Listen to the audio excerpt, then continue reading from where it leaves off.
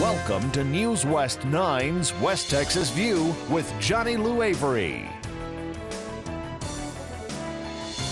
Welcome to the West Texas View. I'm Johnny Lou Avery, and Dr. Bobby Jane, who is the chair of the Department of Psychiatry at the Texas Tech University Health Science Center, is our guest again today. We have had two previous programs with Dr.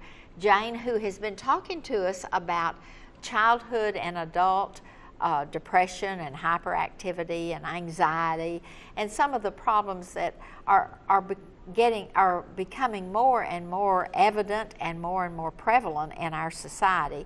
And Dr. Jane, in the last two programs, talked about how he came into psychiatry, and he came in because he had a family with some history of depression and hyperactivity, and so he was very interested in it. And his older brother also went into psychiatry. And so you ended up at Texas Tech University Health Science Center as chair of the department, which means that you had a very impressive background, a very impressive list of credentials. And so we're very fortunate to have you here, but also from the fact that you are so patient-oriented and so interested in taking your time out of your busy schedule to come and give the public more information so that it'll help them to see what they need to do next. And we were talking in the last two programs about primarily about ADD and ADHD in children, and then how that prolongs itself into adulthood. And then we started at the tail end of the second program talking about depression. So now we want to continue with our discussion about depression, and then I also want to tell you that we're going to, at the end of this program, we're going to talk more about the treatment. And you're going to see a small video on some cutting-edge treatment that is available in the Permian Basin. And we also then will follow up with some additional programs later in the month or next month about having a psychologist and a psychiatrist here to talk about some of these things that we're introducing today. So Dr. Jane, talk to us a little bit more about depression. And you were saying before we started the program that this is something that we're seeing more and more of, and particularly in women. Right. As I said, women folks are very susceptible to depression, and depression is very common. Just to review the facts, that 1 every 5 Americans will suffer depression once or more in their life. 20%. Oh. 15-20%, yes. Women is higher. Some accounts, women say 30-35%. Women are susceptible to depression, particularly during transitions of their lives, from menarche, when they first start having the menstrual periods, to menopause, when they stop having menstrual periods, to the time when they have childbirth. So those are the time periods when they have dramatic changes in their major upheaval in their life. Not only their lives and surrounding, but also internally, hormonally, it goes through a huge lot of changes, and hormones and moods are very closely connected. So women, by God's grace, I would say, are more susceptible to depression.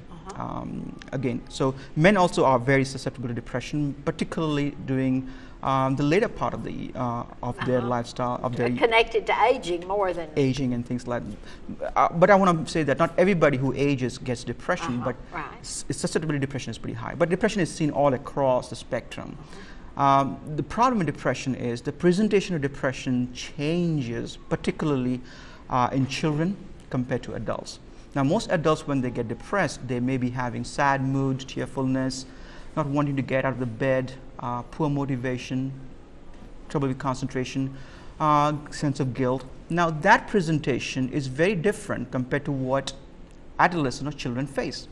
And that is why it's very difficult to treat and to diagnose them. In fact, our own psychiatric community is guilty of not recognizing depression until maybe a few years ago.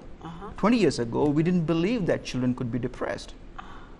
They were just going through phases of life, that's what we thought. But now we are recognizing that children as young as 2 or 3 years old can suffer from depression, yes, particularly some bipolar depression.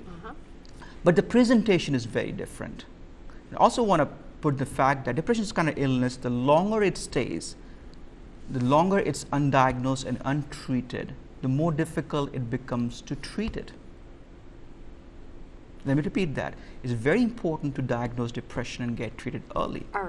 Early, because it's not only easier to treat depression early, but also the fact that we can protect the patients from the consequences of depression. As you know, depression destroys life. It destroys, which makes a real problem, because people who don't have money, and so they just put off going to, and you know, well, I'll just handle this by myself, or it's a phase that'll wear off, and they don't understand how serious this is. Yeah, I would say ignorance about depression outweighs the resources available. I think once we find a depression, there are a number of resources available within the Permian Basin, West Texas areas. Even if they have very little money or no money, there are plans, there are avenues that they can go to in a sliding scale, in a way to go to. They have mental health, mental retardation clinic. These are community clinics that do not require, these are meant specifically for folks who have no insurance, and they provide medications and services there, including counseling. So help is available. I agree, it's not as readily available as getting a pack of gum from, you know, for yourself, but it's available. I think the major stumbling block is recognizing and understanding depression, being aware of it. So I was telling about how depression in adolescents and children is different from adults. In children, they are more likely to have irritability. They're more likely to have anger episodes. They're more likely to have behavior problems. When I say behavior problems, every teenage parent would have heard sometime or the other that their teenager have told them, "You're the worst parent I know," and they slam the door and they say, "I wish I was never born, and you didn't let me go to my date on this Friday evening," and they get in their room and get pouty. Now that's not depression, but I'm just giving an example that the behavior problems can be very severe. Kids could they even be something like bullying? Absolutely. In fact, you will see that bullying is a very important thing. Both children who do bullying and the folks who get bullied are very susceptible to depression. Folks who are bullying have low self-esteem. They have been bullied themselves. They have been more likely to have corporal punishment from their parents, things like that. And the kids who undergo bullying can have that too.